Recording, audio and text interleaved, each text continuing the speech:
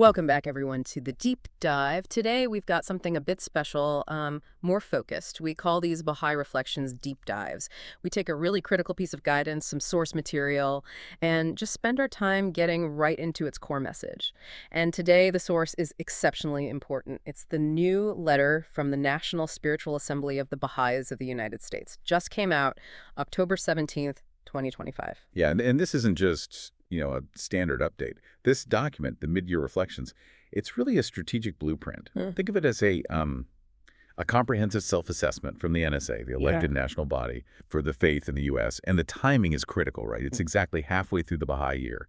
And maybe more importantly, just 6 months before the community shifts into the second phase of the current 9-year plan, a phase that's expected to be, well, pretty high intensity. The level of detail, the direction in this letter, it makes it absolutely essential reading for anyone involved or interested. It really is dense and very contextual, and like you said, focused on instruction. So before we even get into the main document itself, we really have to look at the cover letter that came with it. Just a brief one, but it sets the whole stage. Absolutely. It frames everything. Okay, I'll write it now. It says, October 17th, 2025. To the American Baha'i community, dear Baha'i friends. The National Spiritual Assembly is pleased to share the attached letter providing a report on the status of the faith in the United States at this point, midway through the Baha'i year and just 6 months before the start of the second phase of the 9-year plan. Quote, these reflections include a review of our advances and accomplishments, a survey of the challenges we face amid the increasing turmoil and uncertainty in society, and a summary of the goals we have yet to reach as we strive to build communities of faith and hope at this critical time. See, that phrasing is very deliberate. It sets a serious tone right from the start. And notice the mandate isn't just, let's celebrate our wins. It specifically says a survey of the challenges we face and those challenges. They're linked directly to the increasing turmoil and uncertainty in society. So right away, it connects the internal work of the Baha'i community to what's happening out there in the nation. It underscores the urgency. Yeah, it definitely feels urgent. And the NSA clearly understands this is a substantial document. They don't just, send it out and hope for the best. They give specific advice on how to approach it. Which is telling in itself. Right. So reading that specific guidance from the cover letter, we encourage the friends to peruse this letter in the coming month, together and individually, as communities, friends, and families. Due to its length, you might find it convenient to divide your study by the subheadings contained in the message, making it easier to give greater thought to each of its themes over the course of 2 or more gatherings. That instruction right there to break it up over multiple sessions, that's a key indicator. It tells you this isn't meant for passive reading. It's designed for consultation, for reflection, for application. It's fuel for that systematic learning process the faith really emphasizes. And one more thing from the cover letter before we dive into the main text. They highlight a resource at the end. There's a specific link on page 5, apparently, to videos. Videos showing the spirit of the regional conferences held over the past year. Ah, yes, that's important too. It emphasizes that the spirit of the work, the energy, the joy, the real human connection is just as vital as the data and the plans. Those conferences, which I'm sure we'll talk more about, they're like the heart of the community in action. And the NSA wants people to see that, to feel that visual evidence of progress. Okay, good point. So let's get into the main document now. The title is Mid-Year Reflections on Progress of Faith in the U.S., dated October 17th, 2025. We'll try to go through this section by section, really give it the deep dive it deserves. Sounds good. All right. The very first paragraph starts by connecting this report back to another letter, one sent out just over a year ago. Let me read that first bit.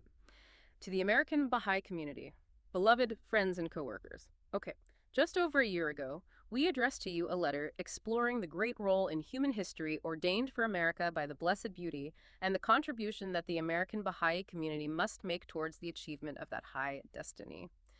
We have been most gratified by the reception you accorded that heartfelt message and hope that it will continue to serve as a source of inspiration and edification as you render your indispensable services to our glorious cause. Yeah, that sets the context perfectly. That September 2024 letter, it was quite profound. It focused heavily on America's spiritual destiny, as described by Abdu'l-Bahá and Shoghi Effendi. It framed the current 9-year plan. That's the strategic framework for community growth, not just as local activities, but as fulfilling a sacred task. So by mentioning the heartfelt message and its reception, the NSA is basically saying, okay, that vision resonated. That's the foundation we've been building on this past year. Okay, so the vision was set. The next logical question is, how did the NSA actually figure out how well that vision is being implemented? How did they measure the progress? And the second paragraph goes right into that, detailing their assessment methods. It's quite comprehensive. Yeah, it looks like it. I'll summarize the methods mentioned here. They assessed the community's capacity through regular talks, consultations with the counselors, analyses from agencies like the regional Baha'i councils and the regional training institutes, reports from the clusters themselves, personal participation by NSA members in gatherings, and quite a bit of travel across the country. And this seems important.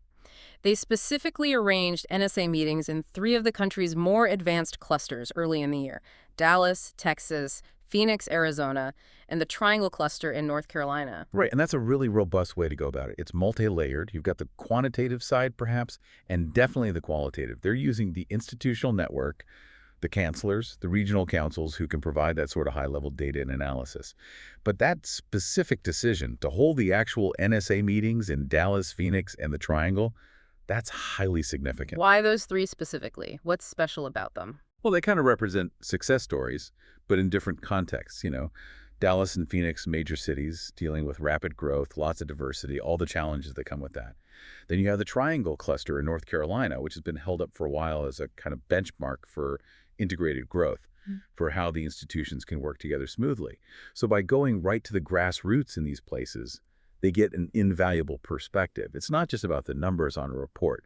It's about seeing the impact of the Institute process, that's the core training program for building spiritual capacity, and how it's actually shaping the lives of, as the letter says, the generality of the believers and their collaborators. They're essentially field testing the model where it's working best, where it's most mature. Makes sense. And the big takeaway, the initial conclusion from all these visits and reports, it seems quite positive. The letter says, a culture of learning is clearly taking root, particularly in those regions where the institute and clusters have advanced the most. And that phrase, a culture of learning, that's absolutely central. It's like the key metric for success here. It means the community isn't just, ticking boxes or following instructions blindly.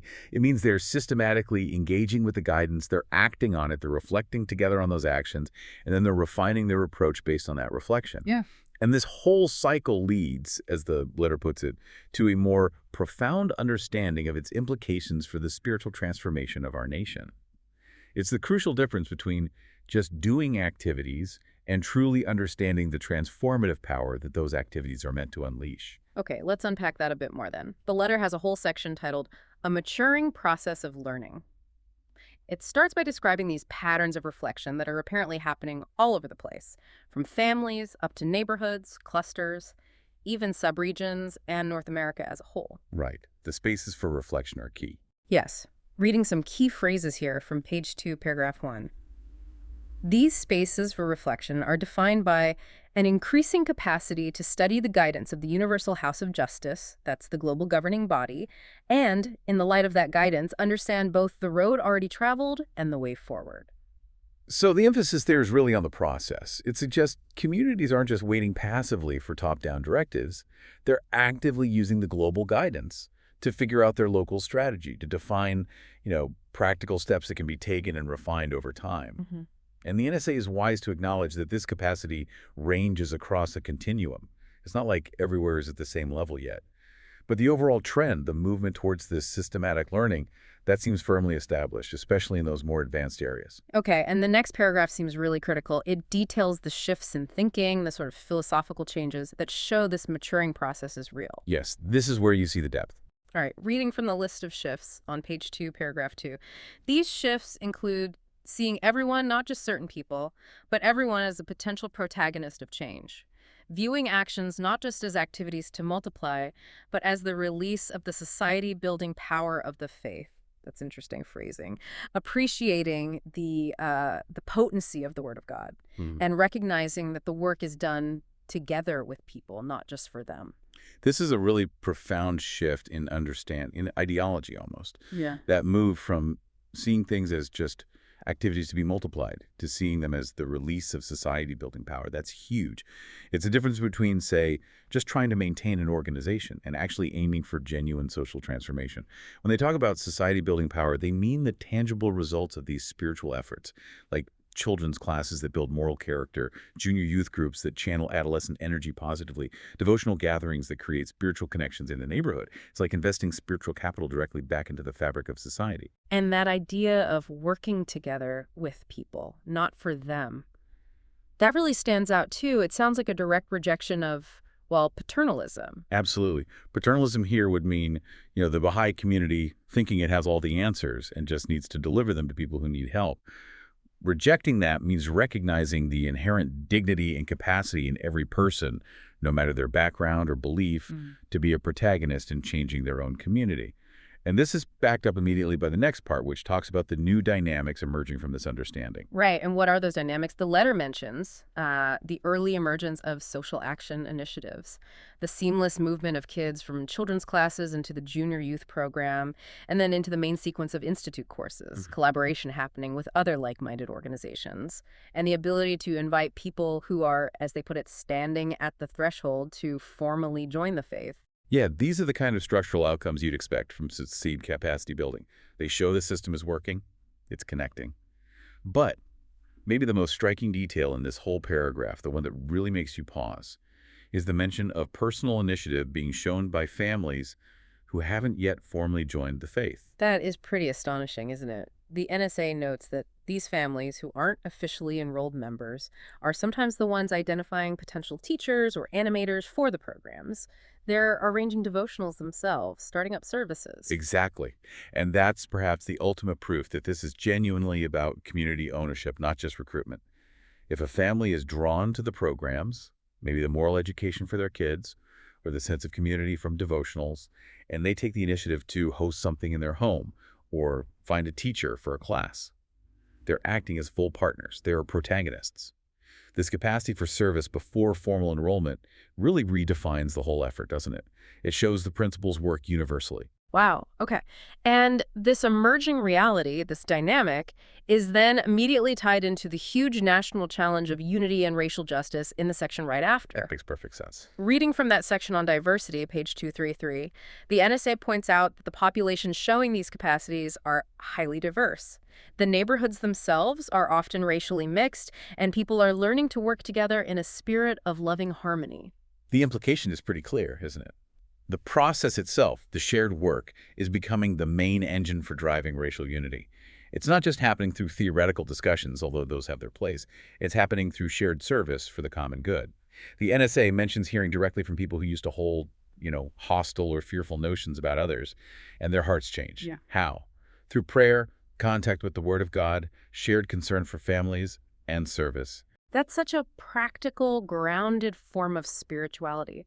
The shared work literally starts dissolving prejudice, which is probably why the letter then includes quite a long quote from the Universal House of Justice, emphasizing how this community pattern is the antidote. Yes, and let's pull out the core of that UHJ quote. It talks about the pattern study circles, classes, devotionals, providing lots of opportunities for learning and consultation. Yeah. But the line that really hammers home the point we were just discussing is this firm rejection of paternalism. The House of Justice writes, "For this is not a process that some carry out on behalf of others who are passive recipients, the mere extension of a congregation and invitation to paternalism, quote, but one in which an ever-increasing number of souls recognize and take responsibility for the transformation of humanity set in motion by Bahá'u'lláh." That's the blueprint right there. Everyone owns the transformation. Precisely. And think about what that means practically, on the ground. In a cluster, say a decision needs to be made about starting a new children's class in a particular neighborhood. Under this model, that decision isn't made by some outside committee. It's made through consultation among all the participants in that area, regardless of their background, race, or whether they're officially enrolled who share that common goal. This shared responsibility helps ensure that whatever is built feels organic. It feels like it belongs to the neighborhood. It's owned by the people living there. It eliminates that feeling of external control. Okay, that's a powerful picture. But now the letter shifts gears a bit, moving into the quantitative side of things, the section on milestones and goals for Ridvan 2020 sale. And despite all this positive development in the culture of learning, the letter hits us with some stark data. It says they are still far short of the anticipated goals for cluster advancement. Yeah, this is where the aspirations meet the current reality check. So the big goal they mention is for clusters advancing beyond the third milestone. The target for Ridvan 2026, which is just 6 months away from when this letter was written, is 156 clusters reaching that level cumulatively. The community started the 9-year plan with 74 clusters already at this level. Over the first, 32 months, they added 7 more. But, and this seems key since the start of 2025 alone, so in about 9 months, 16 additional clusters made that leap. That brings the current total, as of this letter, to 97. Right.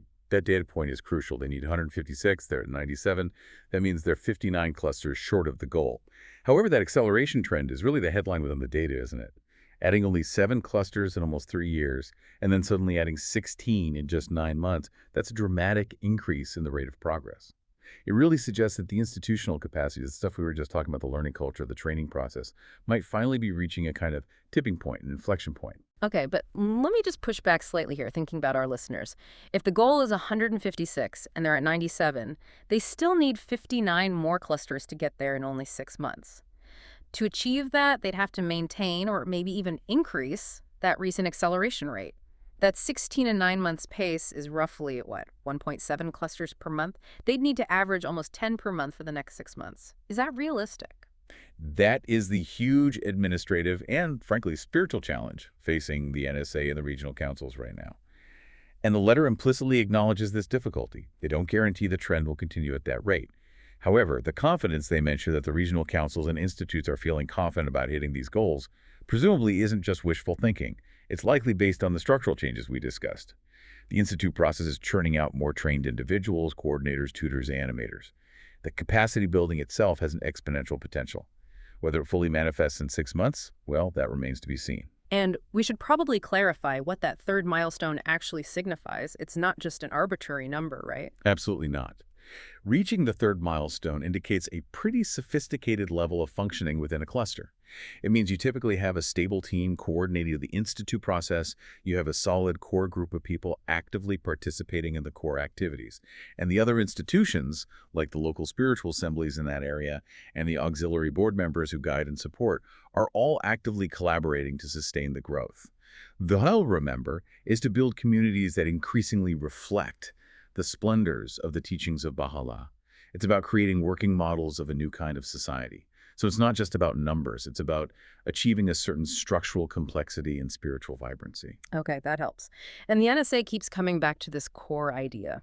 The key driver of progress is this systematic learning focused on a process involving study of the Word of God and the application of insights in the field of action. This focus on replication, on the process being the same everywhere, brings up the question of scale, doesn't it? It does. And the letter tackles that directly. It reminds the community that even the most advanced clusters, the ones where maybe hundreds of people are involved serving thousands in the wider population, they only got to that point after many years of sustained effort. The process is described as organic, systematic, and fundamentally the same whether you're starting with a tiny group in a rural village or a larger initial group in a big city. It really drives home that crucial point. You start with the resources we have. Yeah. You don't wait for perfect conditions or huge numbers to begin. The process itself generates the growth. Right. Okay, now this is where, for me, it gets really interesting. The letter shifts focus again. It starts connecting all this internal community progress directly to the deteriorating situation in the country as a whole. This section is titled Teaching and Receptivity. Yes, the connection between the inner life of the community and the outer condition of society. So reading from page 4, paragraph 1. The letter refers back to that September 2024 message, which warned about the rapidly deteriorating situation in the U.S. It says that since then, many of those negative, disintegrative forces seem to have gained momentum. But instead of discouraging people, this difficult reality has actually provoked in the Baha'i community a determined and steadfast response, and a renewed appreciation of the need to address our sacred mission with urgency. This is that spiritual dynamic Shoghi Effendi talked about, integration and disintegration working simultaneously. The worsening crisis out there, the turmoil, it seems to act like a spiritual catalyst. It drives the believers to intensify their community-building efforts. At the same time, paradoxically perhaps, it seems to increase the receptivity of the general population. When things feel unstable, people start searching for hope, for answers. And the community is consciously trying to build these spaces of spiritual refuge. And the letter provides some pretty concrete evidence for this increased receptivity. It mentions a general anxiety among Americans, people searching for hopeful solutions, positive reactions to that September 2024 letter, even from people who aren't Baha'is. And this one really jumps out. A nearly twofold increase in online seeker inquiries since last year. Wow, a twofold increase. That's a massive signal, isn't it? It's quantitative proof that when society feels shaky, people do actively look for alternatives. Alternatives that offer a systemic vision, hope, a moral compass. But think about the implications for the community itself. A doubling of inquiries means the national center, the local communities, they need to rapidly figure out how to respond effectively, how to follow up, how to connect these seekers meaningfully to the community-building work. It basically confirms that the task itself is expanding, maybe exponentially, which validates that sense of urgency the NSA keeps stressing. And this receptivity wasn't just online. It showed up in physical participation, too, especially at those conferences they mentioned earlier. Let's look at those numbers again. Yeah, the conference numbers were significant. So the NSA reports 64 youth conferences. Get this. 3,100 young people attended, and 1/3 of them were not registered members of the faith. And then there were 210 general conferences, drawing over 11,000 participants in total. And again, nearly a quarter, 24%, were friends and contacts, not formal members. That percentage of non-members attending, that's the really defining statistic there. It shows people aren't just curious, they're actively participating. They're drawn in, as the letter suggests, not just by the ideas, the content, but by the atmosphere. That feeling of love, respect, inclusion, that's clearly a powerful magnet in today's climate.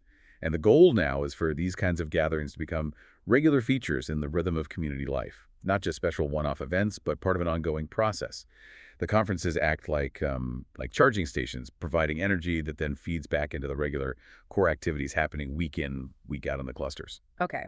But the letter also stresses that understanding this receptivity isn't always simple. It needs a nuanced approach, especially in notes with younger generations often moving away from traditional organized religion. Right. The approach can't be one size fits all. The key, as the letter outlines it, is building loving and intimate relationships. And through those relationships, engaging in elevated conversations. Conversations that really try to understand and respond wisely to people's actual aspirations. And those aspirations can look very different, can't they? You might encounter someone deeply spiritual, but allergic to the idea of organized religion. Or a mother desperate for good moral education for her kids. Or even someone who identifies as an atheist but is passionate about improving society and finding practical ways to do it. Or families just looking for a healthier, more supportive community environment. The Baha'i approach has to connect with people where they are, recognizing that these diverse aspirations often tap into core spiritual values, even if they're expressed differently. And speaking of core values, the letter brings the focus squarely back to a fundamental institution that seems under siege in society today: the family. Yes, it quotes the Universal House of Justice again, talking about the destructive forces hitting families hard, the absence of love, the neglect of the spirit, the prevalence of violence. And the response prescribed is very clear. Baha'i families need to actively demonstrate a different way of life, one that consciously weaves bonds of trust, cooperation, and constructive action. The family home itself is positioned as a vital center for social action, a kind of protective spiritual environment in the midst of turmoil. So let's try to really nail down this definition of receptivity as the letter presents it, using those key quotes they included. Because it seems crucial to understand that enrollment, formally joining the faith, isn't the immediate goal or the only measure. Exactly. The Ridvan 2010 message, quoted in the letter, clarifies this beautifully. It says, "More important is that every soul feel welcome to join the community in contributing to the betterment of society." And then it defines receptivity. Within this context, receptivity manifests itself in a willingness to participate in the process of community building set in motion by the core activities. So, simply showing up regularly for a children's class because you care about the kids, or attending a neighborhood devotional because you value that spiritual connection, that is receptivity in action. And the December 2021 message, also quoted, draws a distinction between that ongoing participation and the act of enrollment itself. It calls enrollment a singular moment, different from just being involved regularly. Yes. Enrollment comes with specific privileges and responsibilities, like being able to vote in Baha'i elections, contributing to the funds, things like that. But the point is, as the pattern of activity expands, as more devotionals spring up, more classes get going, more people get involved in service, then enrollment becomes a natural, logical step for those who are already deeply engaged. For those who are already, as the letter puts it, standing at the threshold and actively contributing to the life of their community. It's an outcome, not the prerequisite. Okay, that's a really helpful clarification. So bringing all these threads together, what's the bigger picture? The NSA connects all this local grassroots community building back to the grand destiny envisioned for America, Yeah. especially with the nation's 250th anniversary approaching. Right. The local efforts are framed within a much larger historical and spiritual context. The letter notes that there's starting to be more public discussion about this upcoming 250th anniversary of the United States. And the NSA actually plans to contribute directly to that national conversation. They're preparing a major public statement, aiming to release it by Ridvan 2026. That's a very strategic move by the national institution. That statement will likely serve at least two key purposes. First, it will offer a unique Baha'i perspective on America's past, present, and future to the broader public, a perspective grounded in spiritual principles. And second, it will serve as a practical resource for Baha'is themselves. It gives them a common framework, a set of core themes they can draw on in their own conversations, whether it's with local officials, with other organizations, or just with their neighbors. It helps anchor all that local activity within a unifying national vision. And this national vision is explicitly set against the backdrop of that deepening crisis we talked about. The NSA uses powerful language from the Baha'i writings to frame this. Yes, the writings give it meaning. They quote Bahá'u'lláh saying, "The world's equilibrium hath been upset through the vibrating influence of this new world order. Mankind's ordered life hath been revolutionized through the agency of this unique, this wondrous system, the like of which mortal eyes have never witnessed." That quote is fundamental. It asserts that the turmoil we see isn't just random chaos. It's a direct consequence, a vibrating influence of the spiritual energies released by Baha'u'llah's revelation. The old ways of organizing society, the old equilibrium, has to be upset to make way for something entirely new, a just, unified world order. And Shoghi Effendi, as the letter quotes next, elaborated on this. He called it the synchronization of integration and disintegration. Right, they quote Shoghi Effendi describing the synchronization of such world-shaking crises with the progressive unfoldment of their divinely appointed task, referring to the Baha'is' work. Exactly. He said the forces of integration, that's the community building, the development of new models, and the forces of disintegration, the breakdown of the old order, the crises, they aren't separate things. They are but aspects of a greater plan, one and indivisible.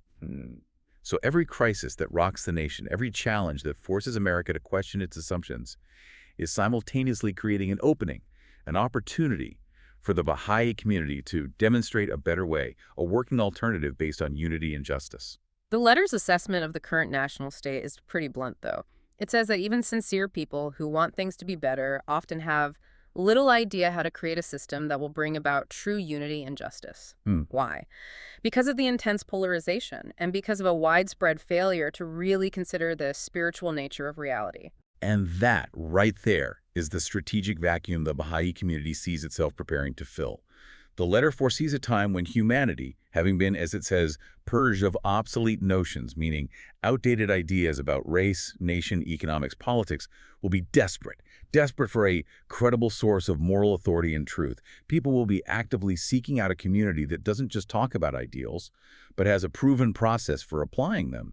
And the NSA states very clearly that these attributes, credibility, moral authority, a proven process, are ultimately reserved only for the system created by Baha'u'lláh. And it describes that system using some powerful adjectives: full inclusion, universal participation, a unifying vision, profoundly mystical in its essence, yet rational and scientific in its methods, and the whole thing held together by an invincible covenant. That's the ultimate vision. And it puts those small victories we talked about, the progress in Dallas, Phoenix, the Triangle Cluster, into perspective. Those local efforts, that systematic learning, they are seen as laying the very first foundation stones of a global system that's destined in the long run to replace the failing structures of the old world order. Which leads naturally into the final, soaring passages about America's specific high destiny, drawing on the words of Abdu'l-Bahá. The promises made for America. Yes.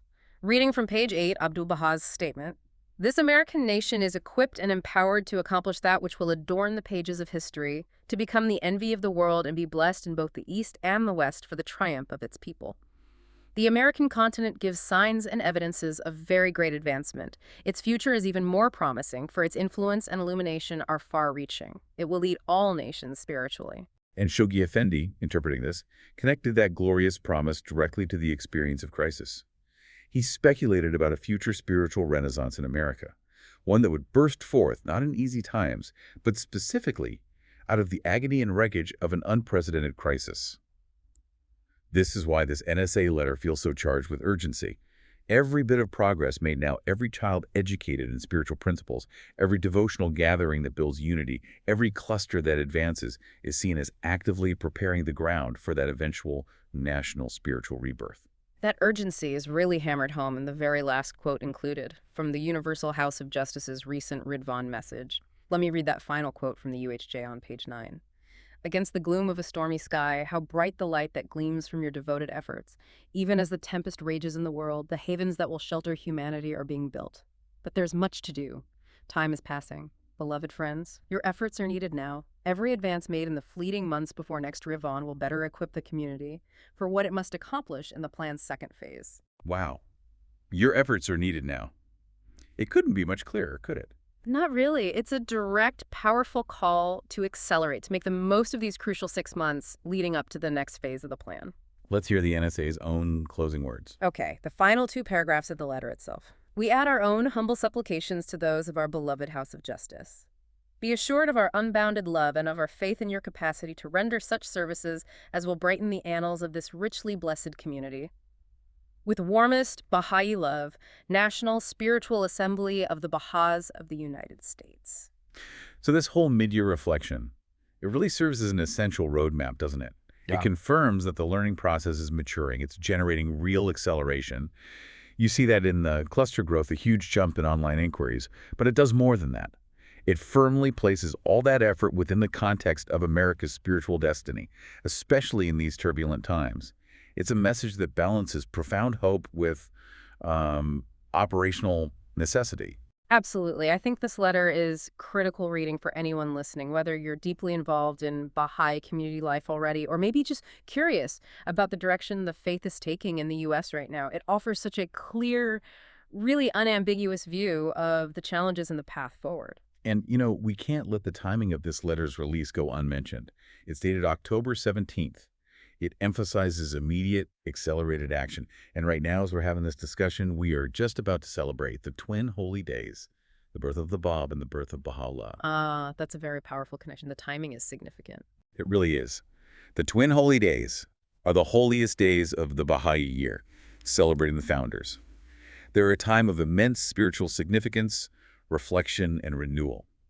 So receiving this letter with its urgent call, remember that, quote, your efforts are needed now, right on the cusp of these holy days.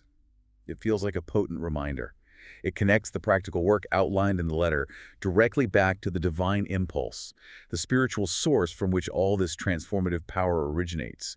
It makes that call to action feel incredibly immediate and spiritually charged during this sacred time. What a vital and comprehensive deep dive that was, really getting into the National Spiritual Assembly's letter, unpacking its context, the key themes about the 9-year plan, the state of the faith, the state of the country. Thank you so much to everyone who joined us for this special Baha'i Reflections deep dive. It was a pleasure to explore it. If you found this conversation valuable, and we hope you did, please make sure you subscribe to the Deep Dive channel. That way you won't miss out on future explorations where we tackle vital knowledge like this. And a very special thank you goes out to all of our channel members. Your support is absolutely crucial in making these kinds of in-depth discussions possible. We truly appreciate your dedication. Please do come back soon for our next deep dive. Thanks for listening.